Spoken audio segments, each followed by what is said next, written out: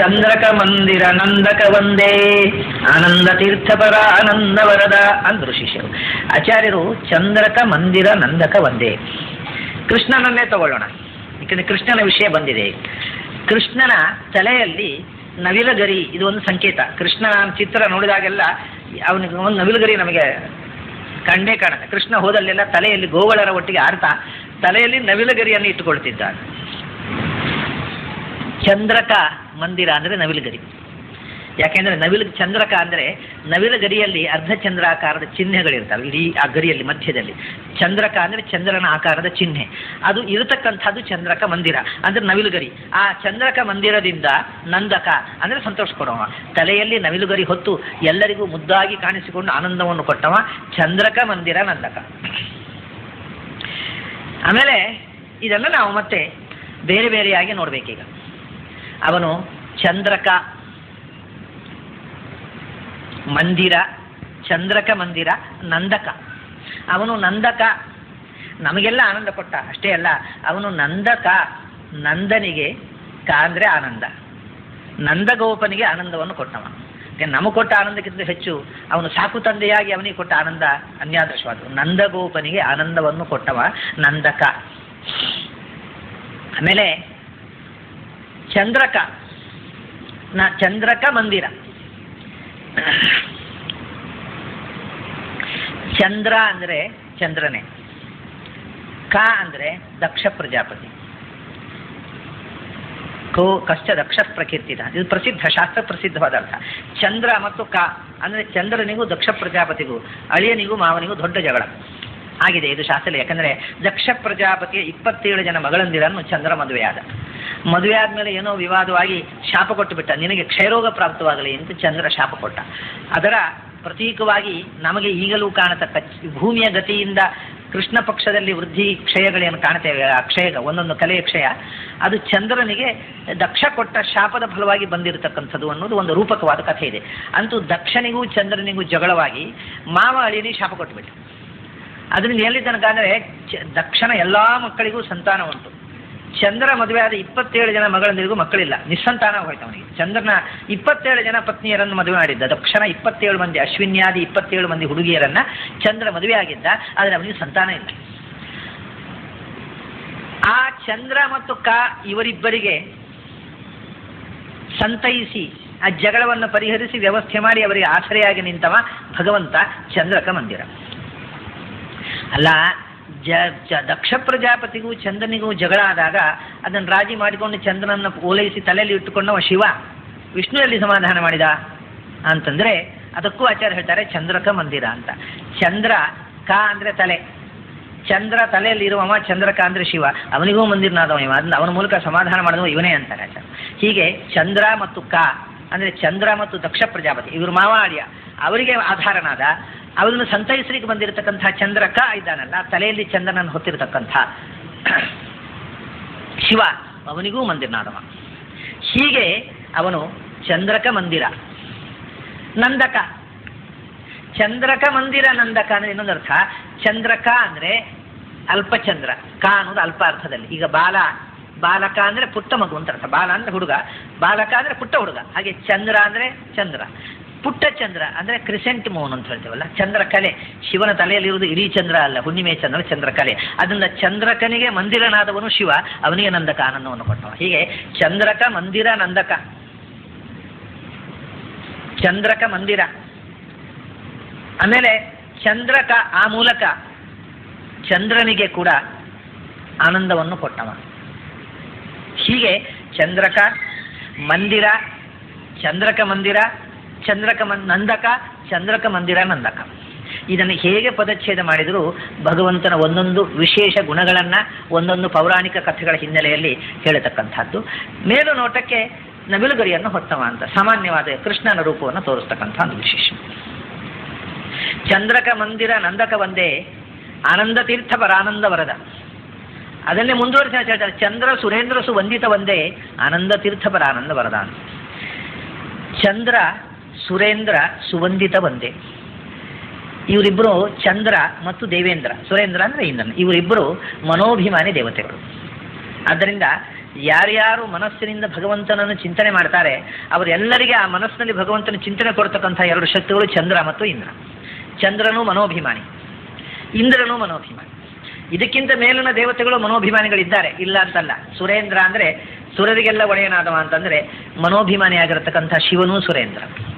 ಆಮೇಲೆ ಗರುಡಶೇಷರು ಅವರು ಇಂದ್ರರೇ, ಅವನು ಗರುಡ ವೀಂದ್ರ, ಇವನು ಅಹೀಂದ್ರ ಫಣೀಂದ್ರ. ಆದ್ದರಿಂದ ಸುರೇಂದ್ರರು ಅಂದರೆ ಗರುಡಶೇಷ ರುದ್ರರು. ಗರುಡಶೇಷ ರುದ್ರರಿಂದ, ಚಂದ್ರನಿಂದ ಮತ್ತು ಮನೋಭಿಮಾನಿಗಳಾಗಿರತಕ್ಕಂಥ ಗರುಡಶೇಷ ರುದ್ರರಿಂದಲೂ ಹೊಂದಿತ. ಅಷ್ಟೇ ಅಲ್ಲ, ಸುರೇಂದ್ರ ಅಂದರೆ ಸುರರಿಗೆಲ್ಲ ಇಂದ್ರ ಶ್ರೇಷ್ಠನಾಗಿರತಕ್ಕವ ಅಂದರೆ ವಾಯುದೇವರು. ಇಂದ್ರ ಶಬ್ದ ವಾಯುದೇವರ ಪರವಾಗಿ ಇರತಕ್ಕಂಥದ್ದನ್ನು ಆಚಾರ್ಯರು ಉಪನಿಷತ್ನಲ್ಲಿ ಬೇರೆ ಕಡೆ ಹೇಳಿದ್ದಾರೆ. ಸುರೇಂದ್ರ ಅಂದರೆ ವಾಯುದೇವರು, ಚಂದ್ರ ಅಂದರೆ ಭಾರತಿ. ಚಂದ್ರನಲ್ಲಿ ಸನ್ನಿಹಿತರಾಗಿರೋ ಈ ಉಪನಿಷತ್ತದು. ನಾವು ಇದನ್ನ ನಾಳೆಯೇ ನೋಡ್ಲಿಕ್ಕಿದ್ದೇವೆ. ಷಡ್ಪ್ರಶ್ನದಲ್ಲೇ ಬರುತ್ತೆ. ರೈರೇವ ಚಂದ್ರಮಾಹ ರೈರುವ ಏತತ್ ಸರ್ವಂ ಮೂರ್ತಂಚ ಮೂರ್ತಂಚ ತಸ್ಮಾನ್ ಮೂರ್ತಿರೇವ ರೈಹಿ ರೈರೇವ ಚಂದ್ರಮಾಹ. ಭಾರತೀಯೇ ಚಂದ್ರ ಶಬ್ದ ವಾಚ್ಯಗಳು ಅಂದರೆ ಚಂದ್ರನಲ್ಲಿ ಭಾರತಿ, ಸೂರ್ಯನಲ್ಲಿ ಪ್ರಾಣ. ಸೂರ್ಯ ಚಂದ್ರರಲ್ಲಿ ಪ್ರಾಣ ಭಾರತೀಯರು ಇದು ಜಗತ್ತನ್ನು ನಡೆಸ್ತಾರೆ ಅಂತಕ್ಕ ಮಾತು ಉಪನಿಷತ್ನಲ್ಲಿದೆ. ಹಾಗಾಗಿ ಚಂದ್ರ ಅಂದರೆ ಚಂದ್ರನ ಅಧಿಷ್ಠಾನದಲ್ಲಿ ಇರತಕ್ಕಂಥ ಭಾರತಿ. ಆದ್ದರಿಂದಲೇ ಆಚಾರ್ಯರ ಕಾಲದಲ್ಲಿ ಭಾರತಿ ಚಂದ್ರ ಅನ್ನುವ ಹೆಸರಿನಲ್ಲಿ ಅವತಾರ ಕೂಡ ಮಾಡಿದ್ರು. ಅಂದರೆ ಚಂದ್ರಯತಿ ಚೌಚ್ಯತೆ ಅಂತ ಆಚಾರ್ಯದನ್ನು ಹೇಳಿದ್ದಾರೆ. ಕಾಳಿ ಚಂದ್ರಯತಿ ಚೌಚ್ಯತೆ ಅಂತ ಚಂದ್ರ ಅನ್ನುವ ಹೆಸರಿನ ಅವತಾರವೂ ಇದೆ ಭಾರತಿಗೆ. ಚಂದ್ರನ ಅಧಿಷ್ಠಾನದಲ್ಲಿರತಕ್ಕಂಥ ಭಾರತಿ ಚಂದ್ರ. ಸುರೇಂದ್ರ ಸುರರಿಗೆಲ್ಲ ಒಡೆಯ ಶ್ರೇಷ್ಠನಾಗಿರತಕ್ಕಂಥ, ಅದರಿಂದ ಚಂದ್ರ ಸುರೇಂದ್ರರು ಅಂದರೆ ಭಾರತಿ ಮತ್ತು ಮುಖ್ಯ ಪ್ರಾಣರು ಅಥವಾ ಸರಸ್ವತಿ ಬ್ರಹ್ಮರು. ಅವರಿಂದ ಸುವಂದಿತ, ಎಲ್ಲರಿಗಿಂತ ಹೆಚ್ಚು ಆನಂದದಿಂದ ವಂದಿತನಾಗಿರತಕ್ಕವ ಚಂದ್ರ ಸುರೇಂದ್ರ ಸುವಂದಿತ. ಮನೋಭಿಮಾನಿಗಳಾಗಿರ್ತಕ್ಕಂಥ ಚಂದ್ರ ಮತ್ತು ಇಂದ್ರನಿಂದ ವಂದಿತರು, ಚಂದ್ರ ಮತ್ತು ಗರುಡಶೇಷ ರುದ್ರರಿಂದ ವಂದಿತರು. ಇನ್ನೊಂದು ವಿಶಿಷ್ಟವಾದ ಅರ್ಥ ಅಂದರೆ ಸುರರಿಗೆ ಇಂದ್ರ ಅಂದರೆ ಗುರು ಸ್ಥಾನದಲ್ಲಿರ್ತಕ್ಕಂಥ ಬೃಹಸ್ಪತ್ಯಾಚಾರ್ಯರು. ಅವನು ಚಂದ್ರನಿಂದ ಮತ್ತು ಬೃಹಸ್ಪತ್ಯಾಚಾರ್ಯರಿಂದ ನಮಸ್ಕೃತನಾದವ ಅಂತ. ಅದು ಯಾಕೆ ಅಂತಂದರೆ ಇವರಿಗೂ ಜಗಳ. ಮೊದಲು ಶಿವನಿಗೂ ದಕ್ಷ ಪ್ರಜಾಪತಿಗೂ ಚಂದ್ರನಿಗೂ ಜಗಳ ಆಯಿತು, ಮಾವಾಳಿಯನಿಗೆ. ಈಗ ಏನಾಯಿತು ಅಂದರೆ ಚಂದ್ರನಿಗೂ ಬೃಹಸ್ಪತ್ಯಾಚಾರ್ಯರಿಗೂ ಜಗಳ ಪ್ರಾರಂಭ ಆಯಿತು. ಯಾಕೆಂದರೆ ಬೃಹಸ್ಪತ್ಯಾಚಾರ್ಯರ ಪತ್ನಿ ತಾರೆಯಿಂದ, ಚಂದ್ರ ತಾರೆಯಿಂದ ಒಂದು ಮಗುವನ್ನು ಸೃಷ್ಟಿ ಮಾಡಿಬಿಟ್ಟ, ಅದು ಬುಧ. ಹಾಗಾಗಿ ಚಂದ್ರನಿಗೂ ಬೃಹಸ್ಪತ್ಯಾಚಾರ್ಯರ ಪತ್ನಿಗೂ ಆದಂಥ ಒಂದು ಸಂಬಂಧದಿಂದ ಬೃಹಸ್ಪತ್ಯಾಚಾರ್ಯ ಸಿಟ್ಟಿಗೆದ್ದರು. ಸಹಜ ತಾನೇ, ಬೃಹಸ್ಪತ್ಯಾಚಾರ್ಯರ ಪತ್ನಿಯನ್ನು ಚಂದ್ರ ಕೆಡಿಸಿಬಿಟ್ಟ. ಇದಕ್ಕೆ ಆಧ್ಯಾತ್ಮಿಕ ಅರ್ಥಗಳಿವೆ, ಅದೆಲ್ಲ ಬೇಡ, ನಾನು ಬರೀ ಕಥೆಯನ್ನಷ್ಟೇ ಹೇಳ್ತೇನೆ. ಯಾಕೆಂದರೆ ಈ ದೇವತೆಗಳು ಎಲ್ಲ ಇತರರ ಪತ್ನಿಯರನ್ನು ಕೆಡಿಸುವುದಂದ್ರೆ ಏನು ಅನ್ನೋದಕ್ಕೆ ಅವರು ಮನೋಭಿಮಾನಿ ದೇವತೆಗಳು. ಆ ಮನಸ್ಸನ್ನು ಕೆಡಿಸುವುದು ಅಂತ ಅರ್ಥ. ಅವರನ್ನು ಕೆಡಿಸುವುದು ಅಂದರೆ ಮನಸ್ಸನ್ನು ಕೆಡಿಸುವುದಕ್ಕೆ ಅವರ ಕರ್ತವ್ಯ ಅದು. ಮನೋಭಿಮಾನಿಗಳು ಮನಸ್ಸು ಎಲ್ಲಿ ಕೆಡಬೇಕು ಅಲ್ಲಿ ಮನಸ್ಸು ಕೆಡಿಸಬೇಕು, ಅದು ಬೇರೆ ವಿಷಯ, ಅಂತರಂಗದ ವಿಷಯ. ನಾನು ಬರೀ ಕಥೆಯನ್ನು ಹೇಳ್ತೇನೆ. ಯಾಕಂದರೆ ಈ ವಿಶೇಷಣಕ್ಕೆ ಅರ್ಥ ಹೇಳುವುದಕ್ಕೋಸ್ಕರ ಚಂದ್ರ ಬೃಹಸ್ಪತ್ಯಾಚಾರ್ಯರ ಪತ್ನಿಯಿಂದ ಒಂದು ಸಂತಾನವನ್ನು ಪಡೆದವನೇ ಬುಧ. ಹಾಗಾಗಿ ಚಂದ್ರನಿಗೂ ಸುರೇಂದ್ರ ಸುರರಿಗೆ ಒಡೆಯನಾದ ಗುರುವಾಗಿರತಕ್ಕ ಬೃಹಸ್ಪತಿಗೂ ಅವರಿಗೆ ವಿವಾದ ಬಂದಾಗ ಈ ವಿವಾದವನ್ನು ಪರಿಹರಿಸಿ ಬುಧನನ್ನ ಸ್ವೀಕರಿಸಿ ಅಂತ ಹೇಳಿ ದೇವತೆಗಳೇ ಸಮಾಧಾನ. ದೊಡ್ಡ ಜಗಳ ಹೋಗ್ತಿತ್ತು, ಯುದ್ಧ ಆಗಿ ದೇವತೆಗಳಲ್ಲೇ ಎರಡು ಗುಂಪಾಗಿ ಜಗಳ ಪ್ರಾರಂಭ ಆಗಿತ್ತು. ಆ ಜಗಳವನ್ನು ಪರಿಹರಿಸಿ ಅವರಿಬ್ಬರನ್ನು ಆಶೀರ್ವದಿಸಿ ಇಬ್ಬರಿಂದ ವಂದಿತನಾದವ ಭಗವಂತ. ಅದರಿಂದ ಚಂದ್ರ ಸುರೇಂದ್ರರಿಗೆ ವಿವಾದವಾದಾಗ ಬೃಹಸ್ಪತ್ಯಾಚಾರ್ಯರಿಗೂ ಚಂದ್ರನಿಗೂ ಆ ಮಗು ಯಾರದ್ದು ಅಂತ ಜಗಳ. ಬೃಹಸ್ಪತ್ಯಾಚಾರ್ಯದ ಮಗುನ ತೀರ್ಮಾನ ಆಗಬೇಕೋ ಅಥವಾ ಚಂದ್ರನದ್ದು ಅಂತ.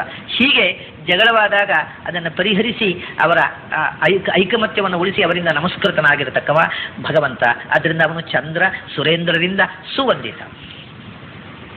ಆಮೇಲೆ ಭೂಮಿಯಲ್ಲಿ ಬಂದಾಗಲೂ ಹಾಗೆ. ಸುರೇಂದ್ರ ಅಲ್ಲಿ ವಾಲಿಯಾದ, ಇಲ್ಲಿ ಅರ್ಜುನನಾದ. ಆಮೇಲೆ ಚಂದ್ರ ಅದು ಒಟ್ಟಿ ಬರಲಿಕ್ಕೆ ಕಾರಣ ಇಂದ್ರನ ಮಗನಾಗಿ ಚಂದ್ರ ಬಂದ, ಅಲ್ಲಿ ವಾಲಿಯ ಮಗನಾಗಿ ಅಂಗದ ಚಂದ್ರ ಬಂದ. ಇಲ್ಲಿ ಅರ್ಜುನನ ಮಗ ಅಭಿಮನ್ಯು, ಅವನು ಆವೇಶದಿಂದ ಕೂಡಿರತಕ್ಕಂಥ ಅಭಿಮನ್ಯುವಿನಿಂದ ಸುವಂದಿತನಾದವ. ರಾಮಾವತಾರದಲ್ಲಿ ಚಂದ್ರನ ಅಂದರೆ ಅಂಗದ, ಇಂದ್ರ ಸುರೇಂದ್ರ ಅಂದರೆ ವಾಲಿಯಿಂದ ಮತ್ತು ಅಂಗದನಿಂದ ಸುವಂದಿತನಾದವ. ಅಂದರೆ ಈ ಚಂದ್ರ ಮತ್ತು ಸುರೇಂದ್ರನ ಒಟ್ಟಿಗೆ ಹೇಳುವುದಕ್ಕೆ ಅನೇಕ ಕಾರಣಗಳಿವೆ. ಅದಕ್ಕೆ ಹಿನ್ನೆಲೆಯಾಗಿ ನಾನು ಇಷ್ಟು ಕಥೆಗಳನ್ನು ಹೇಳಿದೆ. ಚಂದ್ರ ಸುರೇಂದ್ರ ಸುವಂದಿತ ಒಂದೇ. ಒಟ್ಟಿನಲ್ಲಿ ಮನೋಭಿಮಾನಿಯಾದ ಚಂದ್ರ ಅವನು ಶ್ರೋತ್ರಾಭಿಮಾನಿಯೂ ಹೌದು. ಇನ್ನೊಂದು ರೀತಿಯಿಂದ ಚಂದ್ರನಿಂದ ಅಂದರೆ ನಾವು ಚಂದ್ರ ಶ್ರೋತ್ರಾಭಿಮಾನಿ, ಶಾಸ್ತ್ರ ಶ್ರವಣ ಮಾಡಲಿಕ್ಕೆ ಚಂದ್ರ ಬೇಕು, ಶ್ರವಣ ಮಾಡಿದ್ದನ್ನು ಮನನ ಮಾಡಲಿಕ್ಕೆ ಇಂದ್ರ ಬೇಕು, ಮನೋಭಿಮಾನಿ. ಅಂದರೆ ಶ್ರವಣ ಮನನಗಳಿಗೆ ಅಭಿಮಾನಿಗಳಾದ ಚಂದ್ರ ಮತ್ತು ಇಂದ್ರರಿಂದ ವಂದಿತನಾದವ. ನಾವು ಯಾರನ್ನ ತಿಳಿಯುವುದಕ್ಕೋಸ್ಕರ ಶ್ರವಣ ಮನನ ಮಾಡ್ತೇವೋ ಅಂತಹ ಶ್ರವಣ ಮನನ ನಮ್ಮಿಂದ ಮಾಡಿಸುವ ದೇವತೆಗಳು ಅವನನ್ನು ತಿಳಿಯಲಿಕ್ಕೋಸ್ಕರ ಪ್ರಯತ್ನ ಮಾಡಿ ಅವನಿಗೆ ಅವನನ್ನು ಶರಣಾಗ್ತಾರೆ ಅನ್ನುವಂಥದ್ದು. ಹೀಗೆ ಈ ವಿಶೇಷಣಗಳನ್ನು ಹೇಗೆ ನಾವು ಯೋಚನೆ ಮಾಡ್ತಾ ಹೋದರೆ ಅಧ್ಯಾತ್ಮದ ಸಾಧನೆ ಬೇರೆ ಬೇರೆ ಮುಖಗಳು ತಿಳ್ಕೊಂಡು ಹೋಗ್ತವೆ. ಚಂದ್ರ ಸುರೇಂದ್ರ ಸುವಂದಿತ ಒಂದೇ. ಅಷ್ಟೇ ಏನು, ಪುನಃ ಹೇಳಿದ್ರು ವೃಂದಾರ ವೃಂದ ಸುವಂದಿತ ಒಂದೇ ಆನಂದ ತೀರ್ಥ ಪರಾನಂದ ವರದ ಅಂತ. ಚಂದ್ರ ಇಂದ್ರ ಅವರು ಇವರು ಅಂತಲ್ಲ, ಮತ್ತೆ ಎಲ್ಲ ವೃಂದಾರಕರು ಅಂತ ದೇವತೆಗಳು, ಅವರ ವೃಂದಾನ ಸಮುದಾಯ ಸಮಸ್ತ 9 ಕೋಟಿ ದೇವತೆಗಳು. ಮತ್ತೆ ಚಂದ್ರ ಇಂದ್ರ ಅಷ್ಟೇ ಅಲ್ಲ, ನಮ್ಮ ಎಲ್ಲಾ ತತ್ವಾಭಿಮಾನಿ ದೇವತೆಗಳಿಂದ ಸಮಸ್ತ ದೇವತೆಗಳ ಸಮುದಾಯದಿಂದ ಸುವಂದಿತನಾಗಿರತಕ್ಕವ. ವಂದನೆಯಲ್ಲಿ ಸುವಂದನೆ ಅಂದ್ರೇನು?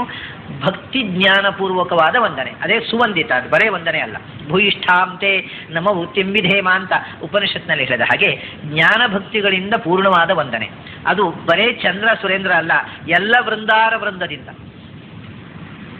ವೃಂದಾರ ವೃಂದ ಅಂದರೆ ಒಂದರ್ಥ ಎಲ್ಲ ದೇವತೆಗಳಿಂದ ನಮಸ್ಕೃತನಾದವ ಅಂತ.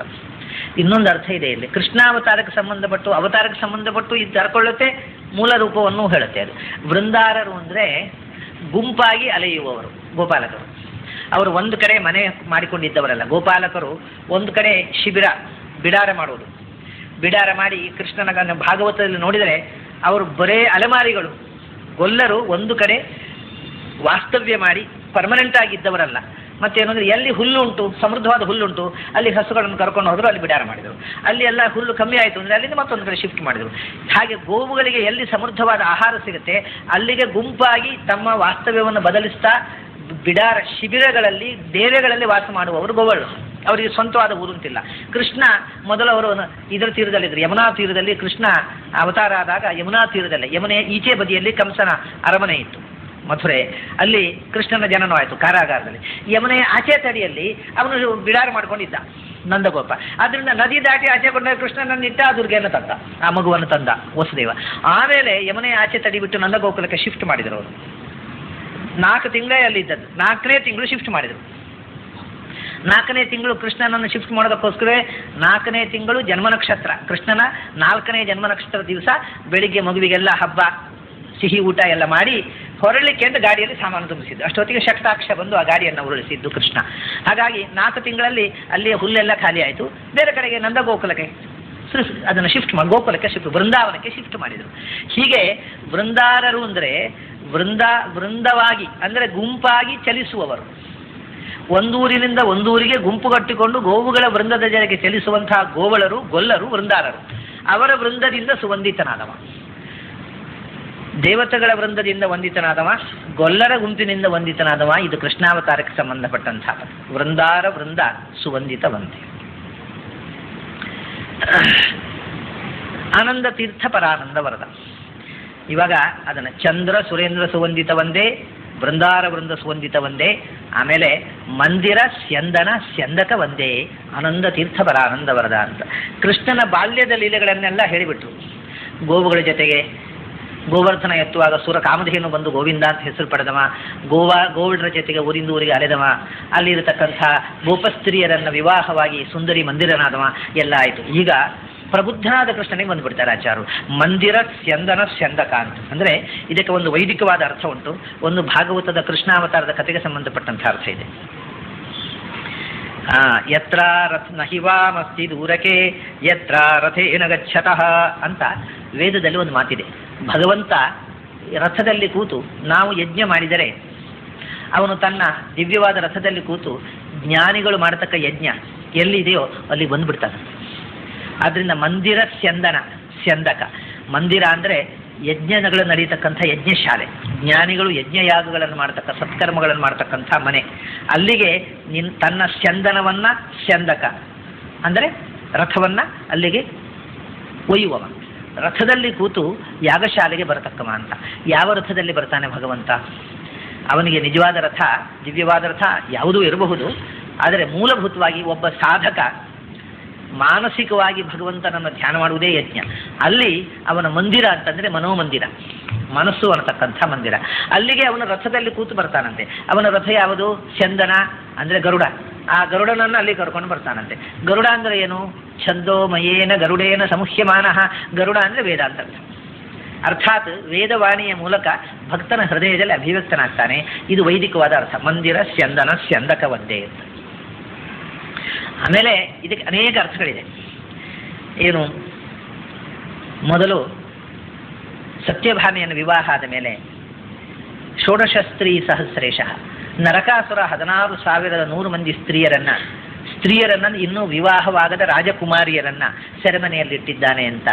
ರಾಜರುಗಳ ಆ ಹೆಣ್ಮಕ್ಕಳ ಅಣ್ಣಂದಿರು ಬೇರೆ ಆ ತಂದೆಯಂದಿರು ಕೃಷ್ಣನಿಗೆ ಬಂದು ಹೇಳಿದರು, ನಮ್ಮ ತಂಗಿಯಂದಿರನ್ನು ಸೆರೆಮನೆಯಲ್ಲಿ ಇಟ್ಟಿದ್ದಾನೆ, ನಮ್ಮ ಮಕ್ಕಳನ್ನು ಸೆರೆಯಲ್ಲಿ ಇಟ್ಟಿದ್ದಾನೆ ನರಕಾಸುರ ಅಂತ ಕೃಷ್ಣನ ಹತ್ರ ಪ್ರಾರ್ಥಿಸಿಕೊಂಡಾಗ ಮಂದಿರ ಸ್ಯಂದನ ಸ್ಯಂದಕ, ನರಕಾಸುರನ ಪ್ರಾಗ್ಜ್ಯೋತಿಷ ಮಂದಿರ ಅಂತಂದ್ರೆ ಸಂಸ್ಕೃತದಲ್ಲಿ ಮನೆ ಅಂತ ಒಂದರ್ಥ, ಪುರ ಅಂತ ಒಂದರ್ಥ, ಟೌನ್ ಸಿಟಿ ಅಂತ ಹೇಳ್ತೇವೆ, ಅದಕ್ಕೆ ಮಂದಿರ ಅಂತಾರೆ. ಆದ್ರಿಂದ ನರಕಾಸುರನ ಪ್ರಾಗ್ಜ್ಯೋತಿಷ ನಗರಕ್ಕೆ ತನ್ನ ರಥವನ್ನು ಕೊಂಡೊಯ್ದವ.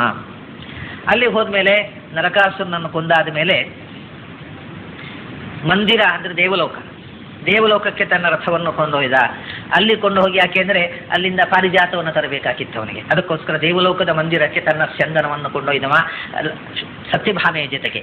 ಅಲ್ಲಿಂದ ಬಂದು ಪಾರಿಜಾತದ ಜೊತೆಗೆ ಮಂದಿರ ಸ್ಯಂದನ ಸ್ಯಂದಕ, ದ್ವಾರಕೆಗೆ ತನ್ನ ಸ್ಯಂದನವನ್ನು ತಂದೆಲ್ಲ ಆದಮೇಲೆ ಕೊನೆಗೆ ಪಾಂಡವರು ಕಾಡಿಗೆ ಹೊರಟಾಗ ಕಾಡಿನಲ್ಲಿ ಅವರನ್ನ ಕಾಡಿಗೆಲ್ಲ ಅನೇಕ ಸಂದರ್ಭಗಳಲ್ಲಿ ಕಾಡಿಗೆ ಹೊರಡುವ ಮುಂಚೆ ಪಾಂಡವರು ಸುಟ್ಟು ಹೋದರು ಅಂತ ಸುದ್ದಿ ಬಂದಾಗ ಅಲ್ಲಿಗೆ ಕುರು ಹಸ್ತಿನಪುರಕ್ಕೆ ತನ್ನ ರಥವನ್ನು ತಂದು ಪಾಂಡವರ ಯೋಗಕ್ಷೇಮ ವಿಚಾರಿಸಿದ. ಆಮೇಲೆ ಪಾಂಡವರು ಸುಟ್ಟು ಹೋದರು ಅಂತ ಹೇಳಿದಾಗ ಹಸ್ತಿನಪುರಕ್ಕೆ ಬಂದು ಇವ ಜೊತೆಗೆ ತಾನೂ ಜಲಾಂಜಲಿ ಕೊಟ್ಟ. ಆಮೇಲೆ ಪಾಂಡವರ ವಿವಾಹದ ಸುದ್ದಿ ಕೇಳಿ ಆ ಮಂದಿರ ಅಂದ್ರೆ ಪಂಚಾಲ ಮಂದಿರಕ್ಕೆ, ಪಂಚಾಲ ನಗರಕ್ಕೆ ತನ್ನ ರಥವನ್ನು ಕೊಂಡೊಯ್ದ. ಅಲ್ಲಿಂದ ಕುಂಭಕಾರನ ಮನೆಯಲ್ಲಿ ಒಬ್ಬ ಕುಂಬಾರನ ಮನೆಯಲ್ಲಿ ಇದ್ದಾರೆ ಅಂತಂದಾಗ ಕುಂಬಾರನ ಮಂದಿರಕ್ಕೆ ತನ್ನ ರಥವನ್ನು ಕೊಂಡೋಗಿ ಪಾಂಡವರನ್ನು ಅಭಿನಂದಿಸಿದ. ಆಮೇಲೆ ಪಾಂಡವರು ಏಕಚಕ್ರ ನಗರದಲ್ಲಿ ಅಲ್ಲ, ಇವನ ಉಪಪ್ಲವ್ಯ ನಗರದಲ್ಲಿ, ವಿರಾಟನ ನಗರದಲ್ಲಿ ಅಜ್ಞಾತವಾಸ ಮುಗಿಸಿದಾಗ ಅಲ್ಲಿಗೆ ಬಂದು ತನ್ನ ಮಂದಿರದ ಆ ನಗರಕ್ಕೆ ತನ್ನ ಸ್ಯಂದನವನ್ನು ತಂದು ಅಲ್ಲಿ ಅಭಿಮನ್ಯುವಿಗೂ ಉತ್ತರಿಗೂ ವಿವಾಹ ಮಾಡಿಸಿದ. ಅಲ್ಲಿಂದ ನಂತರ ಕುರುಗಳ ನಗರಕ್ಕೆ ಸಂಧಾನ ಮಾಡುವ ಹೇತುವಾಗಿ ಮಂದಿರ ಸ್ಯಂದನ ಸ್ಯಂದಕ, ಶಾಂತಿದೂತನಾಗಿ ಹಸ್ತಿನಪುರಕ್ಕೆ ತನ್ನ ಸ್ಯಂದನವನ್ನು ತಂದ. ಅಲ್ಲಿ ಯಾರು ಕರೆದರೂ ಕೇಳದೆ ವಿದುರನ ಮಂದಿರಕ್ಕೆ ತನ್ನ ರಥವನ್ನು ಕೊಂಡೊಯ್ದು ಅಲ್ಲಿ ವಿಶ್ರಾಂತಿ ತೆಗೆದುಕೊಂಡ ಅನ್ನುವ ಇಷ್ಟು ಕಥೆಯನ್ನ ಮಂದಿರ ಸ್ಯಂದನ ಸ್ಯಂದಕ ಅನ್ನುವ ಅರ್ಥದಲ್ಲಿ. ಇನ್ನೊಂದು ಯಜ್ಞಯಾಗಗಳನ್ನು ಮಾಡತಕ್ಕವರ ಯಾಗಶಾಲೆಗೆ ತನ್ನ ದಿವ್ಯ ರಥದಿಂದ ಬಂದು ಆ ಯಜ್ಞದ ಆಹುತಿಯನ್ನು ಸ್ವೀಕರಿಸತಕ್ಕವ. ಕೃಷ್ಣನ ಕಥೆಯನ್ನು ಇಲ್ಲಿ ಹೇಳಿದ್ರಲ್ಲ, ಮಂದಿರ ಸ್ಯಂದನ ಸ್ಯಂದಕ ಒಂದೇ, ಆನಂದ ತೀರ್ಥ ಪರಾನಂದ ವರದ. ಅದೇ ಮುಂದೆ ಹೇಳ್ತಾರೆ, ಮಂದಾರ ಸ್ಯಂದಿತ ಮಂದಿರ ಒಂದೇ, ಆನಂದ ತೀರ್ಥ ಪರಾನಂದ ವರದ. ಮಂದಾರ ಅಂತಂದ್ರೆ ಸಂಸ್ಕೃತದಲ್ಲಿ ಮಂದಾರದ ಹೂವು. ಇಂದಿರಾನಂದಕ ಸುಂದರ ಒಂದೇ, ಮಂದಾರ ಸ್ಯಂದಿತ ಮಂದಿರ ಒಂದೇ ಮುಂದೆ ಬರುತ್ತೆ. ಮಂದಾರ ಸ್ಯಂದಿತ ಮಂದಿರ ಒಂದೇ ಅನ್ನೋದನ್ನು ಹೇಳಿಬಿಡ್ತೇನೆ ಈ ಕಥೆಯ ಹೊಂದಿಕೆಗೆ. ಆಮೇಲೆ ಇಂದಿರಾನಂದಕ ಸುಂದರ ಒಂದೇ ಅಂತ. ಮಂದಾರ ಸ್ಯಂದಿತ ಮಂದಿರ ಒಂದೇ. ಮಂದಾರದ ಹೂವು ಅಂತಂದ್ರೆ ಸಂಸ್ಕೃತದಲ್ಲಿ ಪಾರಿಜಾತದ ಹೂವಿಗೂ ಮಂದಾರ ಅಂತ ಹೇಳ್ತಾರೆ. ಮಂದಾರ ಪಾರಿಜಾತಶ್ಚ ಅಂತ. ಮಂದಾರದ ಹೂವು ಅಂತ ನಾವು ಬೇರೆ ಒಂದು ಹೂವನ್ನು ಹೇಳ್ತೇವೆ, ಅದಕ್ಕೂ ಸಂಸ್ಥೆಯಲ್ಲಿ ಮಂದಾರ ಅಂತಾರೆ, ಪಾರಿಜಾತಕ್ಕೂ ಮಂದಾರ ಅಂತಿದೆ. ಆದ್ರಿಂದ ಮಂದಾರ ಸ್ಯಂದಿತ ಮಂದಿರ ಒಂದೇ ಅಂದರೆ ಮಂದಾರವನ್ನ ಪಾರಿಜಾತಕ್ಕೋಸ್ಕರ ಸ್ಯಂದಿತ ಒಯ್ಯಲ್ಪಟ್ಟ, ತನ್ನ ರಥವನ್ನು ಒಯ್ಯಲ್ಪಟ್ಟ ಮಂದಿರ ಅಂದರೆ ದೇವಲೋಕ. ಮಂದಾರಕ್ಕೋಸ್ಕರ ದೇವಲೋಕಕ್ಕೆ ಹೋದವ. ಆಮೇಲೆ ಮಂದಾರದ ವೃಕ್ಷವನ್ನು ತನ್ನ ಮನೆಗೆ ಸ್ಯಂದಿತ ತನ್ನ ಮನೆಗೆ ಮಂದಾರ ವೃಕ್ಷವನ್ನು ತಂದವ. ಅದಾದ ಮೇಲೆ ಮಂದಾರದ ಹೂವುಗಳು, ಸ್ಯಂದಿತ ಅಂದರೆ ಉದುರಿದ ಮಂದಿರ ಮನೆ ಉಳ್ಳವ. ಯಾಕೆಂದರೆ ಸತ್ಯಭಾಮೆಯ ಮನೆಯಲ್ಲಿ ಮಂದಾರವನ್ನು ನಟ್ಟ, ರುಕ್ಮಿಣಿಯ ಮನೆಯಲ್ಲಿ ಅದರ ಹೂವುಗಳು ಬಿತ್ತು ಅಂತ. ಹಾಗೆ ಮಂದಾರದಿಂದ ಸ್ಯಂದಿತ ಸುತ್ತುವರಿದ ಮಂದಾರದ ಹೂವುಗಳು ಚೆಲ್ಲಿ, ಮಂದಾರದ ಅರಳುಗಳು ಚೆಲ್ಲಿ ಪರಿಮಳಿಸಿಹ ಮಂದಿರದಲ್ಲಿರುವವನೇ ನಿನಗೆ ವಂದನೆ ಅಂತ ನಾನು ಅದನ್ನು ಕನ್ನಡಕ್ಕೆ ಅನುವಾದ ಮಾಡಿದ್ದು ಈ ಅರ್ಥದಲ್ಲಿ. ಮಂದಾರದ ಹೂವುಗಳು ಮನೆಯ ತುಂಬ ತೋಟದಲ್ಲಿ ಬೀಳುವಂತೆ ಅದನ್ನು ನಟ್ಟ ಅಂಥ ಮಂದಾರ ಸ್ಯಂದಿತ ಮಂದಿರ.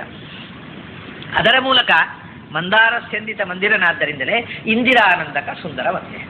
ಆ ಮೂಲಕ ಇಂದಿರೆಗೆ ಅಂದರೆ ಮಂದಾರ ಪುಷ್ಪವನ್ನು ತರುವ ಮೂಲಕ, ಆ ಗಿಡವನ್ನು ಕಿತ್ತು ತರುವ ಮೂಲಕ ಸತ್ಯಭಾಮೆಗೆ, ಮತ್ತು ಆ ಗಿಡದ ಹೂ ತನ್ನ ಅಂಗಳದಲ್ಲೂ ಬೀಳುವ ಮೂಲಕ ರುಕ್ಮಿಣಿಗೆ, ಇಬ್ಬರಿಗೂ ಆನಂದವನ್ನು ಕೊಟ್ಟವ ಇಂದಿರಾನಂದಕ. ಅಂಥ ತ್ರಿಲೋಕ ಸುಂದರನಾಗಿರತಕ್ಕಂಥ ಭಗವಂತ. ಇಂದಿರಾನಂದಕ ಸುಂದರ ಒಂದೇ, ಮಂದಾರ ಸ್ಯಂದಿತ ಮಂದಿರ ಒಂದೇ, ಆನಂದ ಚಂದ್ರಿಕಾ ಸ್ಯಂದಕ ಒಂದೇ. ಎಲ್ಲ ಮಾಡಿ ಕೊನೆಗೆ ಅವನನ್ನ ಯಾರು ಭಕ್ತಿಯಿಂದ ಉಪಾಸನೆ ಮಾಡ್ತಾರೆ ಅಂಥವರ ಬಗೆ ತುಂಬ ಆನಂದದ ಬೆಳದಿಂಗಳನ್ನು ಹರಿಸುವವ. ಭಗವಂತನನ್ನ ಯಾರು ಭಕ್ತಿಯಿಂದ ಉಪಾಸನೆ ಮಾಡ್ತಾರೆ ಅಂಥವರ ಚಿತ್ತದ ಒಳಗೆ ಆನಂದದ ಚಂದ್ರಿಕೆ, ಆನಂದದ ಬೆಳದಿಂಗಳನ್ನು ಸ್ಯಂದಕ ಹರಿಸುವವ. ಆನಂದದ ಬೆಳದಿಂಗಳು, ಆನಂದಕ್ಕೆ ಬೆಳದಿಂಗಳಿನ ಸಾಮ್ಯ ಯಾಕೆಂದರೆ ಅದು ಬೆಳಕೂ ಹೌದು, ಅದು ತಂಪೂ ಹೌದಲ್ಲ. ಇದು ಬೆಳಕು, ಆನಂದ ಅನ್ನೋದು ಒಳಗೆ ಮನಸ್ಸಿಗೆ ಹಾಯಾಗಿ ನೆಮ್ಮದಿ ಆಯಿತು ಅಂತೇವೆ ನಾವು. ಅದರಿಂದ ಆನಂದ ಒಂಥರದ ತಂಪಾದ ಅನುಭವ. ಅದಕ್ಕೆ ಆನಂದವನ್ನು ಬೆಳದಿಂಗಳು ಅಂತ. ಆನಂದದ ಬೆಳದಿಂಗಳು ಮನೆ ತುಂಬ ಅಲ್ಲ, ಮನ ತುಂಬ ನಮ್ಮ ಹೃದಯದೊಳಗೆ ಆನಂದದ ಬೆಳದಿಂಗಳು ತುಂಬಿ ಆ ಆನಂದದ ನಿರಂತರವಾದ ಆನಂದದ ಅನುಭವವನ್ನು ಕೊಡ್ತಕ್ಕಂಥ ರೂಪ ಭಗವಂತನ ರೂಪ. ಅಂಥ ಆನಂದ ಚಂದ್ರಿಕಾಶ್ಚಂದಕ, ಅದು ಆಚಾರ್ಯರ ಸ್ವಂತ ಅನುಭವ. ಯಾವಾಗಲೂ ಒಳಗೆ ಆನಂದದ ಬೆಳದಿಂಗಳು ಅವರಿಗೆ, ಅಲ್ಲಿ ಕತ್ತಲೇ ಇಲ್ಲ, ಆ ಬೆಳದಿಂಗಳಿನಲ್ಲಿ ಸದಾ ವಿಹರಿಸುವವರವರು. ಅಂಥ ಭಗವಂತನಿಗೆ ನಮಸ್ಕಾರ. ಆನಂದ ತೀರ್ಥ ಪರಾನಂದ ವರದ. ಹೀಗೆ ಈ 9 ಸಾಲುಗಳಲ್ಲಿ ಭಗವಂತನ ಅನೇಕ ಅವತಾರದ ಲೀಲೆಗಳನ್ನು ಮತ್ತು ಮೂಲರೂಪದ ಅನೇಕ ಗುಣಗಳನ್ನು ಹೇಳಿರತಕ್ಕಂಥ ಒಂದು ಅಪೂರ್ವವಾದ ಸ್ತೋತ್ರ ಇದು. ಇದನ್ನು ಹೇಗೆ ನಾವು ಪದಚ್ಛೇದ ಮಾಡಿದರೂ ಈ ಹಿಂದಿನ ಸ್ತೋತ್ರ ನಾವು ಇದನ್ನು ನೋಡಿದ್ದೇವೆ. ಬೇರೆ ಬೇರೆ ರೀತಿಯಿಂದ ಭಗವಂತನ ಗುಣಗಳನ್ನು ಹೇಳತಕ್ಕ ಒಂದು ಚಿಕ್ಕ ಸ್ತೋತ್ರ. ಈ ಸ್ತೋತ್ರದ ಜೊತೆಗೆ ನಾವು ಈಗ ಪ್ರಸಿದ್ಧವಾದ 12 ಸ್ತೋತ್ರದಲ್ಲಿ ಇರತಕ್ಕಂಥ ಪ್ರಸಿದ್ಧವಾದ ಸ್ತೋತ್ರಗಳನ್ನೆಲ್ಲ ನೋಡಿದ ಹಾಗಾಯಿತು, ಒಂದು ಬಿಟ್ಟು. ಯಾವುದು ಅಂದರೆ ಸ್ವಜನೋದಧಿ ಸಮೃದ್ಧಿ ಪೂರ್ಣಚಂದ್ರೋ ಗುಣಾರ್ಣವಃ ಅಮಂದಾನಂದ ಸಾಂದ್ರೋನ ಸದಾವ್ಯಾದಿಂದಿರಾಪತಿ. ಈಗ ಇದು 12 ಸ್ತೋತ್ರದಲ್ಲಿ ಸೇರಿದ ಸ್ತೋತ್ರ.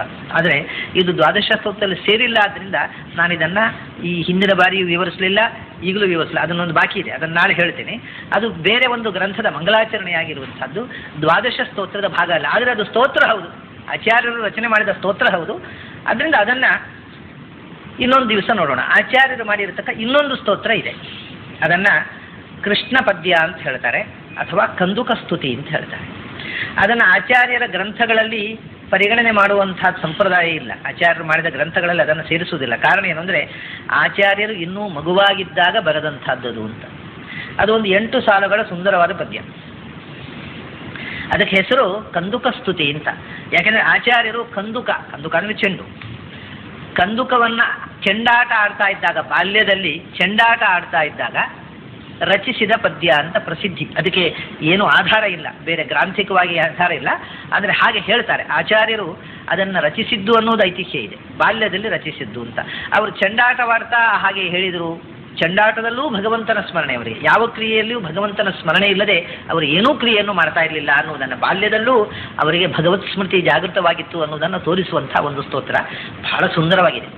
ಅದು ಚೆಂಡಿನ ಈ ಕೈಯಲ್ಲಿ ಚೆಂಡನ್ನು ನೆಲಕ್ಕೆ ಬಡಿತಾ ಮೇಲಕ್ಕೆ ಕುಪ್ಪಳಿಸುತ್ತೆ, ಹೊಡಿತಾ ಇದ್ದಾರೆ. ಅಂಬರ ಗಂಗಾ ಚುಂಬಿತ ಪಾದ, ಹೀಗಿದೆ ಅದು.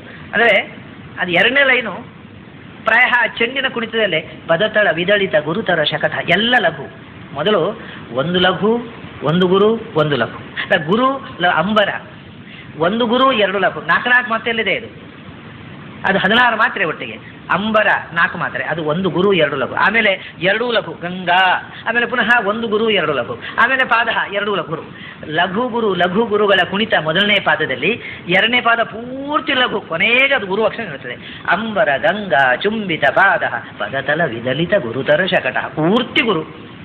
ಕಾಲಿಯ ನಾಗ ಕ್ಷೇಲ ನಿಹಂತ ಸರಸಿಜ ನವದಲ ವಿಕಸಿತ ನಯನ, ಅದು ಪೂರ್ತಿ ಲಘು ಆಗುತ್ತೆ 2ನೇ ಲೈನು ಮತ್ತು 4ನೇ ಲೈನು. ಹಾಗೆಯೇ ಕಾಲ ಘನಾಲಿ ಕರ್ಪೂರ ಕಾಯ, ಅದು ಲಘುಗುರು ಕುಣಿತ ಬಂದು ಆಮೇಲೆ ಶರಶತ ಶಕಲಿತ ರಿಪುಷತ ನಿವಹ, ಎಲ್ಲ ಗುರು ಲಘುವಿನಲ್ಲಿ ನಿಂತುಬಿಡುತ್ತೆ. ಹಾಗೆ ಸಂತತ ಮಸ್ಮನ್ ಪಾತು ಮುರಾರಿಹಿ ಸತತಗ ಸಮಜವ ಖಗಪತಿ ನಿರತಹನ್. ಅಂದರೆ ಆ ಶಬ್ದಗಳಲ್ಲಿ ಅಕ್ಷರಗಳು ಎಷ್ಟಿದ್ದರೂ ಅದನ್ನು ಒಂದು ಲಯಕ್ಕೆ ನಿಲ್ಲಿಸಿ ಚೆಂಡನ್ನು ಕುಣಿಸುವಂಥ, ಅಂದರೆ ಆ ಸಂಗೀತದಲ್ಲಿ ಬೇರೆ ಬೇರೆ ಅಕ್ಷರ ವಿನ್ಯಾಸದಲ್ಲಿ ಬೇರೆ ಬೇರೆ ಲಯಗಳನ್ನು ಮಾಡಿ ತೋರಿಸ್ತಕ್ಕಂಥ ಸಂಗೀತದ ಪಾಠವ ಪುಟ್ಟ ಮಗುವಾಗಿದ್ದಾಗಲೇ ಆಚಾರ್ಯರಿಗೆ ಸಂಗೀತದಲ್ಲಿ, ಸಾಹಿತ್ಯದಲ್ಲಿ ಮತ್ತು ಇದು 3ರಲ್ಲಿಯೂ ಆಚಾರ್ಯರು ಮಗುವಾಗಿದ್ದಾಗಲೇ ಎಂಥ ಪ್ರಬುದ್ಧತೆಯನ್ನು ತೋರಿಸಲು ಅನ್ನೋದಕ್ಕೆ ಸಾಕ್ಷಿ. ಇದರಲ್ಲಿ ಛಂದಶಾಸ್ತ್ರದ ಲಯ ಇದೆ, ಮಾತ್ರಾ ಛಂದಸ್ಸಿನ ಲಯ ಇದೆ, ಆಮೇಲೆ ಸಂಗೀತ ಇದೆ, ಆಮೇಲೆ ಅತ್ಯಂತ ಸುಂದರವಾದ ಸಾಹಿತ್ಯ ಇದೆ, ಅದರ ಜೊತೆಗೆ ವೇದಾಂತ ಅಧ್ಯಾತ್ಮ ಇದೆ, ಭಗವಂತನ ಆಟದಲ್ಲಿಯೂ ಭಗವಂತನ ಚಿಂತನೆಯ ತನ್ಮಯತೆ ಇದೆ. ಇದೆಲ್ಲವನ್ನೂ ಮುಪ್ಪುರಿಯಾಗಿ ತೋರಿಸ್ತಕ್ಕಂಥ ಒಂದು ಅಪೂರ್ವವಾದ ಸ್ತೋತ್ರ ಇದು. 8 ಸಾಲುಗಳಿರತಕ್ಕಂಥ ಭಗವಂತನ ಅಪೂರ್ವವಾದ ಗುಣಗಳನ್ನು ಅನುಸಂಧಾನ ಮಾಡತಕ್ಕಂಥ ಸ್ತೋತ್ರ. ಈ ಸ್ತೋತ್ರವನ್ನು ಇವತ್ತು ನಾವು ಬೇಕಿದ್ದರೆ ನೋಡೋಣ. ಇನ್ನು ಒಂದು ಸ್ತೋತ್ರ ನಾಳೆ ಸಾಯಂಕಾಲ ಕುಡಿಯುವಂಥದ್ದು. ಇದರಲ್ಲಿ ಅಂಬರ ಗಂಗಾ ಚುಂಬಿತ ಪಾದ, ಮೊದಲು ಭಗವಂತನ ತ್ರಿವಿಕ್ರಮ ರೂಪವನ್ನು ನೆನಪಿಸಿಕೊಳ್ತಾರೆ. ಅಂಬರ ಗಂಗಾ, ಆಕಾಶದಲ್ಲಿ ಇದ್ಲು ಭಗೀರಥಿ. ಭಗೀರಥನ ತಪಸ್ಸಿಗೆ ತಾನೇ ಆಮೇಲೆ ಅವಳು ಭೂಮಿಗೆ ಇಳಿದು ಬಂದದ್ದು. ಮೊದಲು ದೇವಲೋಕದಲ್ಲಿ ದೇವತೆಗಳ ನದಿಯಾಗಿ ಸ್ವರ್ಗದಲ್ಲಿ ಇದ್ದಂಥ ಅಂಬರದ ಗಂಗೆ, ಆಕಾಶದ ಗಂಗೆ ಇದ್ದಾಳಲ್ಲ, ಅವಳನ್ನು ತಾನು ತ್ರಿವಿಕ್ರಮನಾಗಿ 3 ಲೋಕವನ್ನು ಮೀರಿ ನಿಂತ ಈ ವ್ಯಾಪ್ತವಾದ ರೂಪವನ್ನು ಬಲಿಗೆ ತೋರಿಸಿದಾಗ ಭಗವಂತನ ಕಾಲಿಗೆ ಬ್ರಹ್ಮಾಂಡ ಕಟಾಹತ್ತಾಗಿ ಅಲ್ಲಿ ಚಿಮ್ಮಿ ಗಂಗೆ ಬಂದನು. ಭಗವಂತನ ಹರಿಪಾದ ನಖದಿಂದ ಹರಿದು ಬಂದಳು ಗಂಗೆ. ಆದ್ದರಿಂದ ಹೇಳ್ತಾರೆ, ಅಂಬರದ ಗಂಗೆಯಿಂದ ದೇವಲೋಕದ ಗಂಗೆ ಯಾರ ಪಾದವನ್ನು ಮುತ್ತಿಟ್ಟಳೋ ಅಂಥ ಪಾದ ಅದು. ದೇವಲೋಕದ ಗಂಗೆಯನ್ನು ತ್ರಿವಿಕ್ರಮ ರೂಪದಿಂದ ದೇವಲೋಕದಿಂದ ಅದು ಕೆಳಕ್ಕೆ ಸ್ವರ್ಗಕ್ಕೆ, ಬ್ರಹ್ಮಲೋಕದಿಂದ ಸ್ವರ್ಗಲೋಕದ ತನಕ ಇಳಿಸಿದಂಥ, ಆಮೇಲೆ ಭಗೀರಥ ಅದನ್ನು ಭೂಮಿಗೆ ಇಳಿಸಿದ. ಅಂಬರ ಗಂಗಾ ಚುಂಬಿತ ಪಾದ. ಯಾವ ಪಾದ ಬ್ರಹ್ಮಾಂಡ ಕಟಾಹವನ್ನು ಒಡೆದು ದೇವಲೋಕಕ್ಕೆ, ಬ್ರಹ್ಮಲೋಕದಿಂದ ಸತ್ಯಲೋಕದ ಆಚೆಗಿದ್ದ ಗಂಗೆಯನ್ನು ದೇವಲೋಕಕ್ಕೆ ಇಳಿಸಿತೋ ಅದೇ ಪಾದ, ಅದೇ ಪುಟ್ಟ ಪಾದ. ಆ ಕಾಂಟ್ರಾಸ್ಟ್ ನೋಡಿ, ತ್ರಿವಿಕ್ರಮನಾಗಿ ಬ್ರಹ್ಮಾಂಡವನ್ನು ಮುರಿದು ನಿಲ್ಲತಕ್ಕಂಥ ವಿಶ್ವರೂಪನಾಗಿ ನಿಂತ ಭಗವಂತನ ಪಾದವೇ ಪುಟ್ಟ ಪಾದವಾಗಿ ಶಕಟಾಸುರನನ್ನು ಉರುಳಿಸಿತು ಅಂತಂದ್ಬಿಡ್ತಾರೆ. ಅಲ್ಲಿಂದ ಅಲ್ಲಿ ಬರ್ತಾರೆ. ಅಂಬರ ಗಂಗಾ ಚುಂಬಿತ ಪಾದ ಪದ ತಲ ವಿದಲಿತ ಗುರುತರ ಶಕಟ. ಅದೇ ಪಾದ ಪುಟ್ಟ ಮಗುವಾಗಿ 4ನೇ ತಿಂಗಳಲ್ಲಿ, ಇನ್ನೂ 4 ತಿಂಗಳ ಮಗು, 4ನೇ ತಿಂಗಳ ಜನ್ಮ ನಕ್ಷತ್ರ. ಅಂಥ ಸಂದರ್ಭದಲ್ಲಿ ಆ ಗಾಡಿಯ ಅಡಿಯಲ್ಲಿ ನೆರಳಿದೆ ಅಂತ ಇವರೆಲ್ಲ ಅಲ್ಲಿ ಬಿಡಾರ ಕಿತ್ತು ಬೇರೆ ಕಡೆ ಹೊರಟವರು, ಇವರೆಲ್ಲ ಡೇರೆ ಗಿರೆ ಕಿತ್ತಿದ್ದಾರೆ, ಸಾಮಾನೆಲ್ಲ ಗಾಡಿ ತುಂಬಿಸಿದ್ದಾರೆ. ಮಗುವನ್ನು ಅಡಿಯನ್ನು ಒಂದು ಚಾಪೆ ಹಾಕಿ ಗಾಡಿ ಅಡಿಯಲ್ಲಿ ಮಲಗಿಸಿದ್ದಾರೆ, ನೆರಳಿದೆ ಅಂತ. ಆಗ ಪದತಲ ವಿದಲಿತ, ಪುಟ್ಟ ಪಾದದ ತಳದಿಂದ ವಿದಲಿತ, ಒಡೆದ, ಸೀಳಿದ, ನಾಶ ಮಾಡಿದ ಏನು ಗುರುತರ ಶಕಟ. ದೊಡ್ಡ ಬಂಡಿ ಅಂದರೆ ಈ ಮಗುವಿನ ನೀವು ಇಡೀ ಬ್ರಹ್ಮಾಂಡವನ್ನೇ ಭೇದಿಸುವ ರೂಪದಲ್ಲಿ ನಿಂತವ ಗಾಡಿಯ ಮುಂದೆ ಚಿಕ್ಕ ರೂಪದಲ್ಲಿ ಗಾಡಿ ಅಡಿಯಲ್ಲಿ ಮಲಗಿದ. ಅವನ ಮುಂದೆ ಬ್ರಹ್ಮಾಂಡದ ಈ ಗಾಡಿ ಒಂದು ದೊಡ್ಡ ಗಾಡಿ, ಆ ಮಗುವಿನ ಗಾತ್ರಕ್ಕೆ ಕಂಪೇರ್ ಮಾಡಿದರೆ ಅಂತಹ ದೊಡ್ಡ ಗಾಡಿ ಪುಟ್ಟ ಪಾದದಿಂದ ತುಳಿದು ಅದನ್ನು ಮುರಿದು ಬಿಟ್ಟ. ಪದತಲ ವಿದಲಿತ ಗುರು, ಪದತಳದಿಂದ ಭೇದಿಸಿದ ಗುರುತರ ಶಕಟ, ದೊಡ್ಡ ಶಕಟ. ಆ ಮಗುವಿನ ದೃಷ್ಟಿಯಲ್ಲಿ ದೊಡ್ಡ ಶಕಟ. ಇದು ಅತ್ಯಂತ ಅದ್ಭುತವಾದ ಒಂದು ಕಾಂಟ್ರಾಸ್ಟ್. ಮಹಾಕವಿಗಳು ಇಂಥ ಚಮತ್ಕಾರವನ್ನು ಮಾಡ್ತಾರೆ. ಆಚಾರ್ಯರು ಮಗುವಾಗಿದ್ದಾಗ ಮಾಡಿದ್ದು ಬ್ರಹ್ಮಾಂಡವನ್ನು ಭೇದಿಸಿದ ಪಾದ, ಅದೇ ಪುಟ್ಟ ಮಗುವಾಗಿ ಒಂದು ಗಾಡಿಯನ್ನು ಉರುಳಿಸಿದ ಪಾದ. ಆಮೇಲೆ ಕಾಲ ಘನಾಳಿ ಕರ್ಬುರ ಕಾಯ, ಕಾಳಿಯ ನಾಗಕ್ಷೇಳ ನಿಹಂತ, ಅದೇ ಪಾದವನ್ನ ಮತ್ತೆ ಮುಂದುವರಿಸ್ತಾರೆ. ಈ ಪಾದ ಮುಂದೆ ಏನು ಮಾಡಿತು? ಮೊದಲು ತ್ರಿವಿಕ್ರಮ ರೂಪದಿಂದ ಬ್ರಹ್ಮಾಂಡವನ್ನು ಭೇದಿಸಿತು. ಆಮೇಲೆ ಪುಟ್ಟ ಮಗುವಾಗಿ 4 ತಿಂಗಳ ವಯಸ್ಸಿನಲ್ಲಿ ಆ ಶಕಟಾಸುರನನ್ನು ನಾಶ ಮಾಡಿತು. ಆಮೇಲೆ ಮತ್ತೊಂದು 3-4 ವರ್ಷ ಆಯಿತು, 4-5 ವರ್ಷದ ಮಗುವಾದಾಗ ಏನು ಮಾಡಿತು? ಆವಾಗ ಕಾಳಿಯ ನಾಗಕ್ಷೇಳ ನಿಹಂತ, ಇದೇ ಕಾಲು ಕಾಳಿಯ ನಾಗನ ಮೇಲೆ ನಾಟ್ಯ ಆಡಿತು. ಕಾಳಿಯ ನಾಗ, ಅದರ ಕ್ಷೇಳ ಅಂದರೆ ವಿಷ, ಆ ನಾಗನ ಮೇಲೆ ನಾಟ್ಯವಾಡಿ ಅವನ ವಿಷವನ್ನೆಲ್ಲ ಕಕ್ಕಿಸಿ ಅವನನ್ನು ನಿರ್ವಿಷನನ್ನಾಗಿ ಮಾಡಿ ಆ ಕಾಳಿಯ ಮಡುವಿನಲ್ಲಿ ವಿಷ ಇಲ್ಲದಂತೆ ಗೋಪಾಲಕರು ಗೋಗಳರು ಆ ನೀರನ್ನು, ಆಮೇಲೆ ಗೋವುಗಳು ಹಾಯಾಗಿ ಕುಡಿಯುವಂತೆ ಮಾಡಿ ಆ ಕಾಳಿಯ ನಾಗನನ್ನು ನಿಗ್ರಹ ಮಾಡಿ ಬೇರೆ ಕಡೆಗೆ ಕಳಿಸಿದಂತಹ ಪಾದ ಕಾಳಿಯ ನಾಗಕ್ಷೇಳ ನಿಹಂತ ಸರಸಿಜ ನವದಲ ವಿಕಸಿತ ನಯನ. ಇದು ಅರವಿಂದ ನಯನ ಅನ್ನೋದನ್ನು ಅಂಥ ಪಾದದಿಂದ ನಯನಕ್ಕೆ ಬರ್ತಾರೆ. ಪಾದಾದಿ ಕೇಶ ಅಂತ ವರ್ಣನೆ ಅಂತ ಮೊದಲು ನೋಡಿ. ಇಲ್ಲಿ ಅವರು ವರ್ಣನೆ ಮಾಡುವಾಗ ಮೊದಲು ಭಗವಂತನ ಪಾದವನ್ನು ಹೇಳಿ ಆ ಶಾಸ್ತ್ರದ ಸಂಪ್ರದಾಯವನ್ನು ಅದು ಬಾಲ್ಯದಲ್ಲೂ ಅವರು ಮುರಿಯೋದಿಲ್ಲ. ಪುಟ್ಟ ಮಗುವಾಗಿದ್ದಾಗಲೂ ಪಾದದಿಂದ ಅಲ್ಲಿಂದ ಮುಖಕ್ಕೆ ಬರ್ತಾರೆ. ಸರಸಿಜ ನವದಲ ವಿಕಸಿತ ನಯನ ಅಂತ ಅಂದರೆ ಆ ಶಕಟವನ್ನು ಒಡೆದಾಗ ಅದಕ್ಕೆ ಕಾರಣ ಉಂಟು ಅವರ ಕಣ್ಣಿಗೆ ಬರಲಿಕ್ಕೆ. ಪಾದದಿಂದ ಕಣ್ಣಿಗೆ ಯಾಕೆ ಬಂತು ಅಂದರೆ ಆ ಶಕಟವನ್ನು ಮುರಿದು ಗಾಬರಿ ಆಯ್ತೇನು ಮಗು, ಕಾಲು ತುಳಿದು ಬಿಟ್ಟಿದ್ದು, ತುಳಿದು ಹೆದರಿಕೊಂಡಿತ್ತು. ಆ ಹಾವಿನ ಮೇಲೆ ಕುಣಿದಾಗ ಕಣ್ಣಿನಲ್ಲಿ ಏನಿತ್ತು? ಭಯ ಇತ್ತೋ, ಅಂಜಿಕೆ, ದಿಗಿಲು ಇತ್ತು ಅಂದರೆ ಇಲ್ಲ, ಅದು ಆನಂದದಿಂದ ಅರಳಿಕೊಂಡಿತ್ತು. ಹಾವಿನ ಮೇಲೆ ಕುಣಿದಾಗಲೂ ಶಕಟಾಸುರನನ್ನು ಮುರಿದಾಗಲೂ ಕಣ್ಣು ಆನಂದದಿಂದ ಅರಳಿಕೊಂಡಿತ್ತು. ಸರಸಿಜ ನವದಳ, ತಾವರೆಯ ಹೊಸ ಹೆಸರು. ಯಾಕೆಂದರೆ ಅದನ್ನು ನಾವು ಕೊಯ್ದು ಇಟ್ಟುಬಿಟ್ರೆ ಮರು ದಿವಸ ಅದು ಬಾಡುತ್ತೆ. ತಾವರೆ, ಫ್ರೆಶ್ ಆದ ತಾವರೆಯ ಹೆಸರಿನಂತೆ ವಿಕಸಿತ ನಯನ ಅಂತ, ಅರಳುಗಣ್ಣಿನವನು. ಅಂದರೆ ಆ ಕಣ್ಣಿನಲ್ಲಿ ಯಾವತ್ತೂ ಕೂಡ ಎಂಥ ಘೋರ ರಕ್ಕಸರ ನಿಗ್ರಹ ಮಾಡಿದಾಗಲೂ ಕೂಡ ನಿಗ್ರಹ ಮಾಡುವ ಶ್ರಮವಾಗಲಿ ಭಯವಾಗಲಿ ಅಳುಕಾಗಲಿ ಇರಲಿಲ್ಲ, ಅದು ಆನಂದಮಯವಾಗಿ ಅರಳಿಕೊಂಡಿತ್ತು. ಸರಸಿಜ ನವದಳ ವಿಕಸಿತ ನಯನ. ಈಗ ಇಡೀ ಭಗವಂತನ ರೂಪವನ್ನು ಕಾಲಿನೂ ಮತ್ತು ಕಣ್ಣಿಗೆ ಬಂದರು.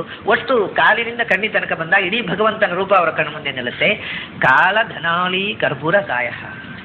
ಕಾಲ ಘನಾಲಿ, ಕಾಲ ಅಂದರೆ ಕಪ್ಪು, ಕಾಳ ಘನಾಲಿ. ಇದು ಕಾಲ ಮತ್ತು ಕಾಳ.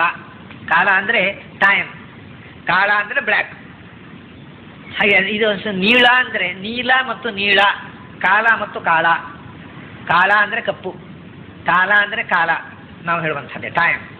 ನೀಲ ಅಂದರೆ ಬ್ಲೂ, ನೀಳ ಅಂದರೆ ನೆಸ್ಟ್, ಹಕ್ಕಿಯ ಗೂಡು. ಅದನ್ನು ನೀಳ ಬೇರೆ, ಕಾಲ ಬೇರೆ. ಸಾಮಾನ್ಯವಾಗಿ ಅನಂತರದ ವ್ಯಾಕರಣದಲ್ಲಿ ಳಾ ಬಿಟ್ಟುಬಿಟ್ಟು ಕಾಲ ಅನ್ನುವ ಶಬ್ದವನ್ನೇ ಬಳಸ್ತಾರೆ. ಪ್ರಾಚೀನ ಸಂಸ್ಕೃತದಲ್ಲಿ ಕಾಳ ಘನಾಲಿ ಅಂದರೆ ಘನ ಅಂದರೆ ಮೋಡ, ಆಲಿ ಅಂದರೆ ಪಂಕ್ತಿ, ಗ್ರೂಪ್, ಮೋಡಗಳ ಗುಂಪು, ಪಡೆ. ಎಂಥ ಕಪ್ಪು ಮೋಡಗಳ ಪಡೆ ಅಂದರೆ ಮೋಡಗಳಲ್ಲಿ ನಮಗೀಗ ನೀರಿಲ್ಲದ ನೀರು ಇಲ್ಲದೆ ಬರೀ ಆಕಾಶದಲ್ಲಿ ಮೋಡದ ಹಾಗೆ ನೀಲವಾಗಿರುತ್ತೆ, ಬೆಳ್ಳಗಿನ ಮೋಡ ಅಂತ ಇರುತ್ತದೆ. ಆದರೆ ಮಳೆಗಾಲದ ಮೋಡ ಉಂಟಲ್ಲ, ಕಾರ್ಗಾಲದ ಮೋಡ, ಅದು ನೀರು ತುಂಬಿ ಮಳೆ ಸುರಿಸಲಿಕ್ಕೆ ಸನ್ನದ್ಧವಾದ ಮೋಡ. ಆ ಕಪ್ಪು ಮೋಡದಂತೆ ಕಾಳ ಘನಾಲಿ ಕರ್ಬುರ ಕಾಯ, ಅದರಂತೆ ಕರ್ಬುರವಾದ ಕಾಯವುಳ್ಳವ ಅಂದರೆ ಮೋಡ, ಮಳೆಗಾಲದ ಮೋಡದಂತೆ ನಸುಗಪ್ಪಾದ ಮೈಬಣ್ಣವುಳ್ಳವ. ಎಣ್ಣೆಗಪ್ಪು, ಕರ್ಬುರ ಅಂದರೆ ಎಣ್ಣೆಗಪ್ಪು, ಎಣ್ಣೆಗಪ್ಪು ಮೈ. ಕಪ್ಪು ಅಂದರೆ ಕೃಷ್ಣ, ಕಪ್ಪು ಅಂದರೆ ನಿಗ್ರೋಗಳ ಬಣ್ಣ ಅಲ್ಲ, ಮೈಯಲ್ಲಿ ಕಪ್ಪು ಅಂತಂದರೆ ರಕ್ತಛಾಯಿದ. ನಾನು ಅನೇಕ ಬಾರಿ ಹೇಳಿದ್ದೆ ಇದನ್ನು, ಮತ್ತೆ ಧ್ಯಾನದಲ್ಲಿ ಕಾಣತಕ್ಕ ನೀಲವರ್ಣ, ಇದಕ್ಕೆ ಅನೇಕ ವಿವರಗಳಿವೆ. ಅದರಲ್ಲಿ ಸಾಮಾನ್ಯವಾಗಿ ಕೃಷ್ಣ ಎಲ್ಲರ ಕಣ್ಣಿಗೂ ಕಪ್ಪಾಗಿಯೇ ಕಾಣಿಸಿದ್ದ. ಅಂದರೆ ಅವನು ತೀರ ಬಲರಾಮ ಬೆಳ್ಳಗಿದ್ದ, ಕೃಷ್ಣ ಕಪ್ಪಿದ್ದ, ಬಲರಾಮ ತೀರ ಬೆಳ್ಳಗೆ, ಇವನು ನಸುಗಪ್ಪು, ಪೂರ್ತಿ ಬೆಳ್ಳಗೆ ಅಲ್ಲ. ರಾಮನೂ ಕೂಡ ಕಪ್ಪು, ಕೃಷ್ಣನೂ ಬಣ್ಣದಲ್ಲಿ ಕಪ್ಪಿದ್ರು. ಅಲ್ಲಿ ಲಕ್ಷ್ಮಣ ಬೆಳ್ಳಗಿದ್ದ, ರಾಮನು ಕೃಷ್ಣ, ಇಲ್ಲಿ ಬಲರಾಮನು ಬೆಳ್ಳಗಿದ್ದ. ಹಾಗಾಗಿ ನಸುಗಪ್ಪು ಬಣ್ಣ, ಮಳೆಗಾಲದ ಕಾಲ ಘನಾಲಿ ಕರ್ಬುರ ಕಾಯ, ಅಂಥ ಮೈ ಬಣ್ಣ. ಹಾಗಾದರೆ ಪಾದ, ಅಲ್ಲಿಂದ ಮುಖದ ಕಣ್ಣು, ಒಟ್ಟು ದೇಹ ಅದು ನಸುಗಪ್ಪು ಬಣ್ಣದ ಮೈಯ ಕಾಂತಿಯಿಂದ ಬೆಳಗುತ್ತಾ ಇರತಕ್ಕಂಥವ. ಏನು ಮಾಡಿದ ಅವನು? ಮೊದಲು ಶಕಟಾಸುರನ ಕಥೆ ಹೇಳಿದರು, ಆಮೇಲೆ ಎರಡನೇ ಕಾಲ ಮೇಲೆ ಇವನು ಕಾಳಿಯನ ಮೇಲೆ ನಾಟ್ಯವಾಡಿದಂಥ ಕಥೆಯನ್ನು ಹೇಳಿದರು. ಇದು ಒಂದು ಅದು ಒಂದು ಅಂತಲ್ಲ, ಮತ್ತೆ ಒಟ್ಟಿಗೆ ಮುಂದೆ ಶರಶತ ಶಕಲಿತ ರಿಪುಶತ ನಿವಹ ಅಂದರು. ಮುಂದೆ ಕೃಷ್ಣ ಮಹಾಭಾರತ ಯುದ್ಧದಲ್ಲಿ ಎಲ್ಲರನ್ನೂ ಸಂಹಾರ ಮಾಡಿದವನು ಅವನೇ. ಇವನು ಒಬ್ಬ ಇಬ್ಬರು ಅಕ್ಷಸರನ್ನಲ್ಲ. ಪರಶುರಾಮನಾಗಿ, ರಾಮನಾಗಿ, ಶರಶತ ಶಕಲಿತ, ಶರಶತ ಅಂದರೆ 100 ಬಾಣಗಳು, ಅದರಿಂದ ಶಕಲಿತ ಅಂದರೆ ತುಂಡರಿಸಲ್ಪಟ್ಟ, ರಿಪುಶತ ನಿವಹ 100 ಶತ್ರುಗಳ ಸಮುದಾಯ. ಅದು ಪರಶುರಾಮನಾಗಿ 100 ಶತ್ರುಗಳನ್ನು ಬಾಣದಿಂದ ಕೊಂದ, ರಾಮನಾಗಿ ಬಾಣದಿಂದ ಕೊಂದ, ಕೃಷ್ಣನಾಗಿಯೂ 100 ಶತ್ರುಗಳನ್ನು ಬಾಣದಿಂದ. 100 ಅಂದರೆ 1000, ಲಕ್ಷೋಪಲಕ್ಷ, 18 ಅಕ್ಷೋಹಿಣಿ.